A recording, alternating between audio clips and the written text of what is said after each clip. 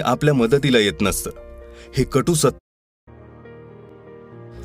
आजकाल आपण आपल्या मनाला ग्रासून असलेल्या नैराश्याबद्दल इतरांशी बोलण्याचा प्रयत्न करतो, तेव्हा त्यांनाही असंच वाटतं की आपण अतिशयोक्ती करतोय.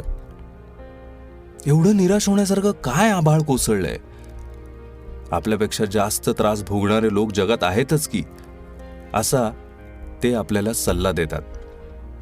अशा वेळी आपल्या मनात भरलेल्या छळ छावणीतून आपणच आपली सुटका करून घ्यायची असते. थोडक्यात काय तर आपणच स्वतःला मदत करण्यासाठी कंबर कसावी लागते. इतर कुणीही आपल्या मदतीला येत नसतं, हे कटू सत्य आहे. आणि ते जोवर आपण मान्य करत नाही तोवर त्याच्यावर आपल्याला मात करता येणार नाही. सत्य हेच आहे की एक ना एक दिवस आपण आपल्या ओळखीचे सर्वजण मरणार आहोत.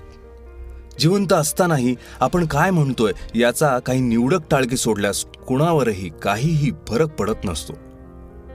आपल्या आयुष्याचा अर्थ, आपल्या जीवनाचा हेतू वगैरे आपण स्वतःची समजूत काढून स्वतःला प्रेरणा देण्यासाठी रंगवलेल्या कल्पना असतात. तंत्रज्ञानाने कितीही प्रगती केली, औषधोपचार सुधारल्यामुळे आयुष्यमान कितीही वाढलं आणि कितीही पैसा कमवला तरीही आपण असमाधानी राहणार, कारण असमाधानी राहणं हा माणसाचा स्थायी भाव आहे. बऱ्याच लोकांना हे समजतच नाही की आनंदाच्या विरुद्ध दुःख नसतं. आपण दुःखी किंवा रागवलेले असू तर त्याचा अर्थ होतो की अजूनही आपल्या मनात आशा जागृत आहे, की ही वेळही जायला हवी. पण ती इच्छाच मनात उरली नसेल तर ती अवस्था असते निराशेची. आनंदाच्या विरुद्ध असते निराशा. आपण काहीही केलं तरी सगळं आपल्यावरच उलटणार आहे अशी खात्री वाटणं म्हणजे निराशा.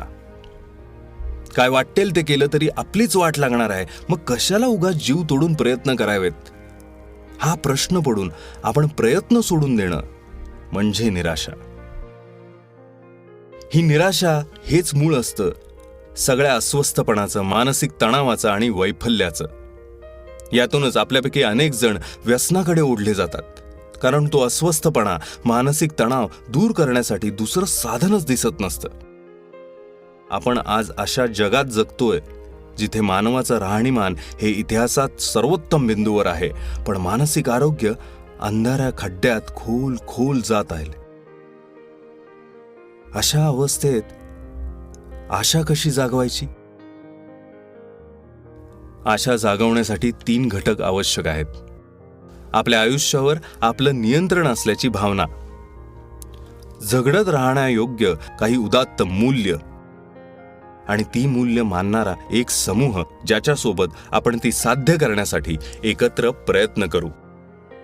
यातला एक घटक जरी हरवला तरी बाकीच्या गोष्टी ठप्प होतात. पण आपलं राहणीमान इतकं सुधारलेलं असताना सुद्धा आपल्याला साध्या आशेसाठी एवढं का झगडावं लागतंय? आपली इतकी वाट का लागतीये?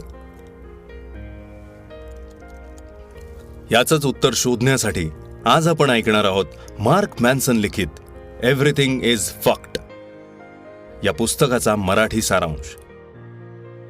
जगभरात गाजत असलेल्या या